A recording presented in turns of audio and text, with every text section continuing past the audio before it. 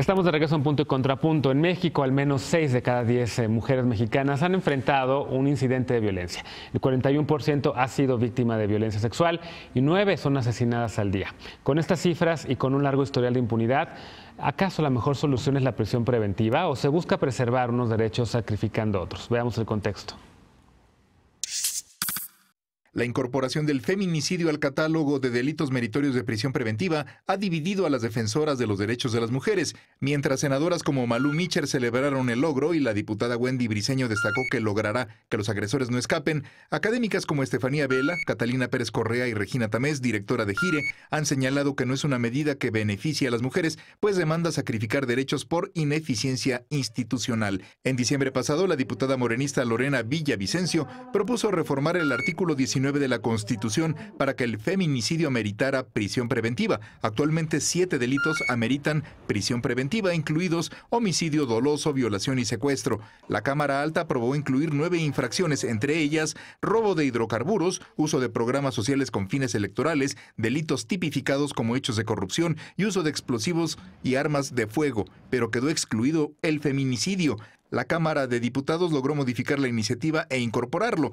La iniciativa ha sido criticada por organismos internacionales y defensores de derechos humanos que han apuntado que atenta contra la presunción de inocencia y que usarse de forma oficiosa la convierte en una pena anticipada. Al tratarse de una reforma constitucional, debe tener el respaldo de las 2/3 partes de los legisladores y ser aprobada por 17 congresos locales para entrar en vigor. Se considera feminicidio a la privación de la vida de una mujer cuando ésta presenta signos de violencia sexual de cualquier tipo, lesiones o mutilaciones previas o posteriores a la privación de la vida. El Comité para la Eliminación de la Discriminación contra la Mujer de la ONU pidió en 2018 adoptar medidas urgentes para prevenir, investigar y juzgar las muertes violentas y desapariciones de mujeres en el país y tipificar el delito de feminicidio a nivel nacional. En el primer semestre de 2018 se reconocieron 402 feminicidios en el país. Punto y contrapunto. Bueno, segundo tema a discutir esta noche, me encanta que sean 4 mujeres las que lo van a debatir, por el hecho de que hay mucha polémica entre los colectivos feministas en torno al tema de la prisión preventiva oficiosa. Veíamos por ahí las declaraciones de Regina Tamés, la directora de GIRE, así como también de Estefanía Veloz, académica del CIDE, pues diciendo que esto afecta de una manera terrible. Pero en Estefanía Vela, en efecto Zambuca, sí, otra querida amiga también, que de hecho Estefanía Veloz y Estefanía Vela, pero bueno, Estefanía Vela, quien también criticó el hecho de que fuese aprobado esto, pero vimos a Malú Micher, la presidenta de la Comisión de Género en el Senado, pues defendiendo el tema. ¿Cómo lo ven? ¿Cuáles son los puntos para argumentar una defensa feminista a la prisión preventiva oficiosa por parte de la 4T? Miren, este año se cumplen 10 años de la sentencia de Campo Algodonero de parte de la Corte Interamericana de Derechos Humanos, y de verdad es muy lamentable para mí decirles que no tenemos ningún culpable en prisión por este caso. En este caso se asesinaron y se mercenaron a 8 niñas de entre las edades de 15 a 22 años. Después de Campo Algodonero vinieron otra serie de digamos, campos clandestinos, como fue Arroyo del Navajo, Cristo Negro. En ninguno de esos casos, en donde las cifras de las víctimas aumentan, tenemos nosotros a ningún inculpado o a ningún acusado procesado dentro de la cárcel. En especial por la facilidad de escaparse de los acusados a la frontera por nuestra cercanía precisamente en Ciudad Juárez a Estados Unidos. Por supuesto que el tema de prisión preventiva oficiosa es un poco engañosa porque atenta contra uno de los derechos humanos más fundamentales, que es el de la presunción de inocencia, que nosotros vimos con el cambio del sistema penal acusatorio. Sin embargo, a mí sí me gustaría decir que para situaciones de emergencia en donde todos los estados han solicitado una alerta por lo menos de género en el CONAVIM, necesitamos una medida de emergencia, una medida que efectivamente pueda proteger a las víctimas de feminicidio, como es en el caso de Ciudad Juárez. No es posible que en tanta impunidad no tengamos a ningún procesado en la cárcel. Y bien, el tiempo nos dirá si efectivamente pudimos procesar a algún inculpado por el caso de feminicidio. Escuchemos un contrapunto antes de escuchar el otro punto de Estefanía Veloz. Querida Laura Reina, estabas haciendo caras ahorita que estaba argumentando estos temas. Lo que pasa es que a mí me parece, sin duda el feminicidio es el peor acto de violencia en contra de las mujeres, pero me parece que viola a la par un tema fundamental que es el tema de derechos humanos. Y yo quiero que haya justicia, pero no quiero que haya falsos culpables. Entonces, esa tentación que hay respecto de, pues no tenemos a nadie en la cárcel, ¿cómo sabemos que no van a meter a alguien inocente? Y a mí, yo sí quiero prisión preventiva como una medida cautelar, pero que pase por un juez. No me parece que sea oficiosa, me parece que se viola en un principio que es pues la presunción de inocencia y me queda de ver, sobre todo a mí la 4T, en el tema de sentirnos las mujeres seguras en las calles, es respecto de cuál va a ser su programa en materia de seguridad sobre el tema de género, ¿no? ¿Por qué hasta el final quieren ayudar a las mujeres y no trabajar en temas de prevención? O sea, ¿por qué no, por ejemplo, con Claudia Sheinbaum estamos viendo una política en materia de seguridad a nivel local? Nos dice que mentimos las mujeres, que no hay violencia en el metro, pero entonces sí vamos a probar que quien diga que hay un feminicidio, si es o no culpable, ya le arruinaste la vida a una familia, a una persona que muy probablemente pudiera haber sido inocente. Me queda de ver, es grave, es torpe, y no solamente en el tema de feminicidio, sino que se amplió el catálogo de manera, no solamente... Robo a casa a domicilio también, por ejemplo, ¿no? Lo demás. Corrupción, delitos. Estefanía Veloz. Sin duda ha sido un tema que ha dado mucho de qué hablar entre los colectivos, además. Considero que es engañoso, porque hemos visto a lo largo de las marchas que últimamente la petición es prisión preventiva, que se encarcele y lo que sea. Sin embargo, no hemos visto en los números que haya, digamos, una relación significativa entre encarcelar imputados y entre disminución de delitos. No hay, no existe. Entonces, es muy peligroso poner sobre la mesa, sobre todo más allá del legislativo, entre los colectivos, que la solución al feminicidio es la prisión preventiva, porque yo creo que la prisión preventiva no es la solución en ningún momento.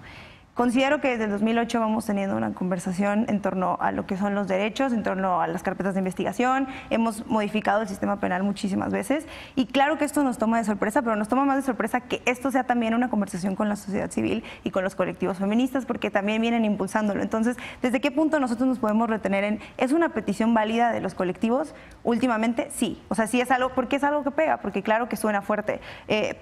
Prisión preventiva para feminicidas, para violadores, para pedófilos, suena bien, está bien, si lo votas la gente le va a gustar y el 90% está de acuerdo. ¿Se los ha obtenido una consulta? La gente, 90% ahorita está de acuerdo. Pero también yo no sé si nos estamos yendo en ese discurso y no estamos sacando los números. Y si 37.86% de las personas ahora en prisión preventiva no han tenido un juicio justo, pues quiere decir que si no te han dado sentencia en tanto tiempo, algo está mal. Y además nos cuesta un montón de dinero. Aprobar prisión preventiva nos costaría más del dinero que le invertimos ahorita. Entonces, considero que la gente en el legislativo está haciendo un trabajo justo en tanto escuchan que hay una petición de parte de los colectivos que es prisión preventiva, pero que hay que abrir el discurso y que se tiene que dar y que se tiene que abrir. Y creo que en el tema de género es muy, muy peligroso poner sobre la mesa la prisión preventiva como, digamos, la panacea. Entonces... Contrapunto, Lisa. Híjole, no, yo no tengo un contrapunto, yo estoy de acuerdo. Esta es una medida falaz, es una medida populista, abona al tema del populismo punitivo que tienen las cárceles en el colapso absoluto y no va a hacer nada por los delitos. Yo en realidad quiero compartirles la experiencia de México Unido contra la Delincuencia monitoreando agencias del Ministerio Público. ¿Qué es lo que pasa? La prisión preventiva oficiosa lo que no va a solucionar es la manera en la que se construyen las teorías de caso. Es la manera en la que se dan los medios probatorios para elaborar los casos que el Ministerio Público puede llevar ante un juez y que un juez puede dictar sentencia sobre ellos. Porque es exactamente lo mismo que hemos hecho con el arraigo, es exactamente lo mismo que hemos hecho con delitos contra la salud. Arrestamos para investigar y no investigamos para arrestar. Por lo tanto, cuando tú ya tienes al imputado arrestado y no tienes ningún incentivo de generar una teoría de caso fuerte, medios probatorios, de atender a la víctima directamente, de generar un caso y una carpeta de investigación sólida, que tenga todos los elementos para que un juez pueda fallar a favor o en contra de ese caso elaborado por los ministerios públicos, el resultado es mayor impunidad. Con o sin el imputado detenido. Al final del día lo que no va a hacer es que no va a tener la pena aquel que sea culpable que le corresponde por el delito de feminicidio, que es un delito grave, porque ese fue el otro cuento de la discusión, ¿no? Que estábamos tipificando delitos graves cuando en realidad ya son delitos, ya tienen las penas, ya tienen la connotación de grave, lo que no pasa es que la prisión sea automática, ¿no? Y la otra cosa que nos pasa es que claramente estamos perdiendo de perspectiva cuáles sí son las estrategias que podrían abonar a disminuir esa impunidad. Por ejemplo, que si hay un asesinato de una mujer se investigue de oficio, eso sí, de oficio, como feminicidio y no como homicidio. ¿Qué es lo que pasa hoy en día en el sistema de justicia? Que se abre una carpeta de investigación por homicidio, se realiza toda la investigación y al final de la investigación se dan cuenta que la variable de género fue el detonante de la conducta homicida y por lo tanto el caso vuelve al inicio del sistema penal precisamente para ser reconfigurado como feminicidio y en ese proceso se pierden muchos medios de prueba que son valiosísimos para lograr las condenas de aquellas personas culpables. Eso no lo resuelve la prisión preventiva oficiosa y lo que más coraje me da de este tema es que tuvimos de vocero de este tema a Lynn Mujeres, que era como el absoluto contrasentido de lograr verdaderamente una política de atención a la violencia de género, porque sabemos que los resultados y los números de los que hablaba Estefanía precisamente nos dicen que la prisión preventiva oficiosa no reduce la incidencia delictiva, no reduce los índices de impunidad y no eficienta la acción de la autoridad. Entonces, frente a esta emergencia de la que habla Laura, no hay una política integral que en el largo plazo y en lo inmediato nos permita verdaderamente bajar estos niveles y desincentivar las causas estructurales que generan que los hombres se sientan en capacidad de violentar a las mujeres privándolas incluso de la vida. A mí me gustaría recordarles a mis compañeras que el porcentaje de efectividad que maneja el sistema judicial es bajísimo en México, es históricamente bajo. Sí, pero hay un problema, decir por qué. supuesto, hay un problema estructural y bueno, por supuesto que prisión preventiva oficiosa es un tema delicado, es digamos una medida de contingencia, pero lo que yo sí quisiera decir, lo que yo sí quisiera decir es que pasar un caso de un político, por ejemplo, en la sentencia de Campo Algodonero se enuncia al que hoy es presidente municipal de Ciudad Juárez, Armando Cavada. Pasar a través de la subjetividad de un juez es sumamente peligroso cuando se trata de un delito de tal magnitud como es el feminicidio, que es la peor expresión de odio en contra de las mujeres. Yo sí quisiera recalcar que nuestros jueces... de un juez tienen a su disposición como medida la prisión preventiva, la pueden dictar dependiendo de la gravedad. Por supuesto, pero eso no le quita la subjetividad. O sea, es subjetivo y es arbitrario y queda al arbitrio del juez dictar prisión preventiva en caso de que no sea delito grave. Y también es arbitrio para cualquier ciudadano que vaya y denuncie a alguien y diga, o sea, yo en este momento te digo que eres una feminicida. Es la inversión de la carga de prueba. El imputado tiene que demostrar su inocencia y no el Estado la culpabilidad. A mí sí me gustaría recalcar que sí, efectivamente, todavía queda el control de la detención. Y en el control de la detención... Vamos a hablar de los controles de la detención. En el control de la detención, ellos, los primeros respondientes o las personas que detuvieron al probable responsable, lo hicieron cuando estaba en el acto o inmediatamente después del acto, ¿no? Ese es uno de los problemas, el incentivar la flagrancia como único medio de detención y presentación de imputados frente a un juez. Yo la verdad no tendría la fuerza necesaria para poderles decir a las madres de las víctimas de desaparición forzada con presunción de trata o víctimas de feminicidio que pues queda al arbitrio del juez, porque en realidad en Ciudad Juárez hemos visto la como fuerza los de jueces, decirle a una familia que es inocente su esposo, que hemos visto como los jueces digamos corruptos o no tienen las medidas o los parámetros necesarios para interpretar la actuación y el delito en cuestión con mejores mecanismos de denuncia interna. Claro, entiendo. Mejores unidades de medida cautelar, transformando de origen la causa de esa situación. A mí lo que me preocupa es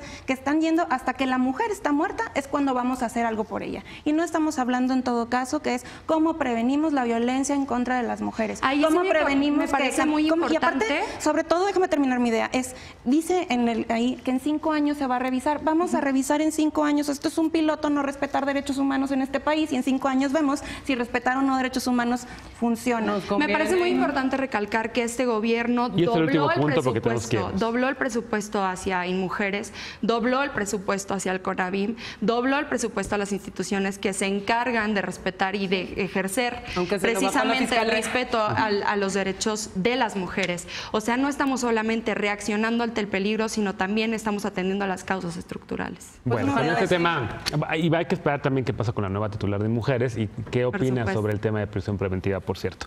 Vamos a hacer una pausa. Regresando de esta, se organiza la defensa de las organizaciones de la sociedad civil y su papel en México. Con ese tema regresamos.